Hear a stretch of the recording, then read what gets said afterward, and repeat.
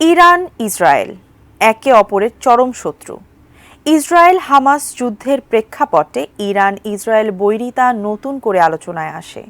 Iran Israel এখন পরস্পরের শত্রু দেশ হলেও অতীতে পরিস্থিতি এমন ছিল না, অথচ একসময় এই দুই দেশ ছিল একে অপরের বন্ধু।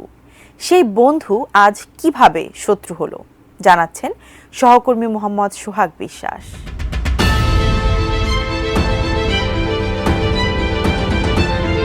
ইসরায়েল যখন হামাসকে নিশ্চিহ্ন করার জন্য যুদ্ধ শুরু করেছে, তখন অনেকের মধ্যেই এমন আশঙ্কা তৈরি হয়েছিল যে এই যুদ্ধ হয়তো শেষ পর্যন্ত ইসরায়েল ইরান যুদ্ধে রূপ নিতে পারে।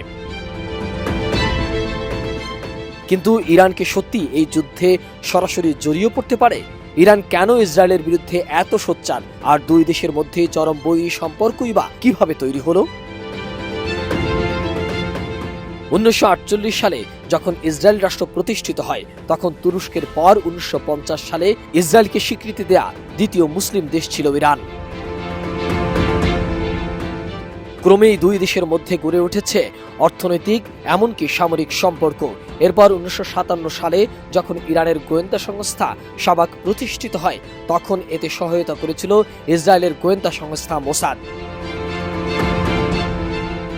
ইরানের সরকার ইসরায়েলের সঙ্গে সুসম্পর্ক রাখলেও ইরানের ভিতরে আগে থেকে ইসরায়েল বিরোধিতা ছিল। ইরানের শাসন বিরোধী বামপন্থীদের সঙ্গে ফিলিস্তিনি মুক্ত আন্দোলন ফাতা এবং এর নেতা ইয়াসির আরাফাতের যোগাযোগও ছিল। অন্যদিকে আয়াতুল্লাহ আলী খামেনি এবং তার অনুসারীরাও ছিলেন ফিলিস্তিনে ইহুদি রাষ্ট্র ইসরায়েলের প্রতিষ্ঠার বিরুদ্ধে। তবে ইরান ইসরায়েল সম্পর্ক মূলত ভেঙে পড়ে 1979 সালে ইরানে ইসলামী বিপ্লবের পর থেকে।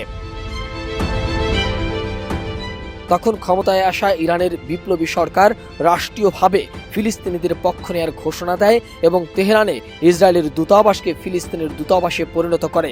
তারা ইসরায়েলের সঙ্গে সব ধরনের সম্পর্ক বিচ্ছিন্ন করে দেয়।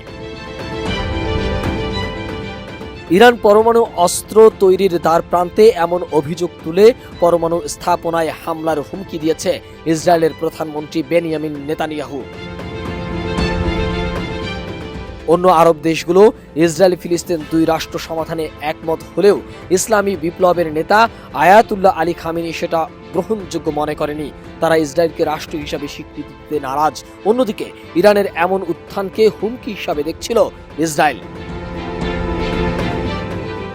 তার প্রতি বৈরী হয়ে পড়া ইরানের এমন দুটি সামরিক প্রকল্পকে হুমকি হিসাবে দেখছে ইসরায়েল। ফলে তারা ইরানের সামরিক উচ্চাকাঙ্ক্ষা, বিশেষত পরমাণু প্রকল্প ভেস্তে দিতে শুরু করে নানা ধরনের অন্তর্ঘাতমূলক পদক্ষেপ। এ সময় দেশটির একের পর এক বিজ্ঞানীকেও হত্যা করেছে ইসরায়েল।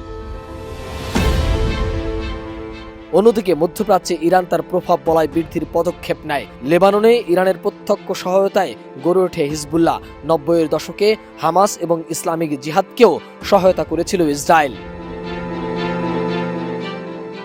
ইসরায়েল ইরানের অস্ত্র কর্মসূচিকে সবসময় হুমকি হিসাবে দেখে আসছে। এমনকি ইসরায়েল ইরানের পরমাণু স্থাপনায় হামলা করার হুমকিও দিয়ে আসছিল একাধিকবার। যদিও ইরান দাবি করে তাদের পরমাণু কর্মসূচি অস্ত্র বানানোর জন্য নয়, বরং শান্তিপূর্ণ। কিন্তু সামরিকভাবে ইরানের চেয়ে শক্তিশালী এবং আমেরিকা ইউরোপের সমর্থন সত্ত্বেও ইসরায়েল কেন ইরানকে হুমকি হিসাবে মনে করছে? ইসরায়েল ইরান পরস্পর বৈরী দেশ, এতে কোনো সন্দেহ নেই। তবে এটাও মনে করা হয় দুই দেশের কেউই একে অপরের সঙ্গে যুদ্ধে জড়ানোর মতো ঝুঁকি নেবে না। মোহাম্মদ সোহাগ বিশ্বাস, ডেস্ক রিপোর্ট, এটিএন নিউজ।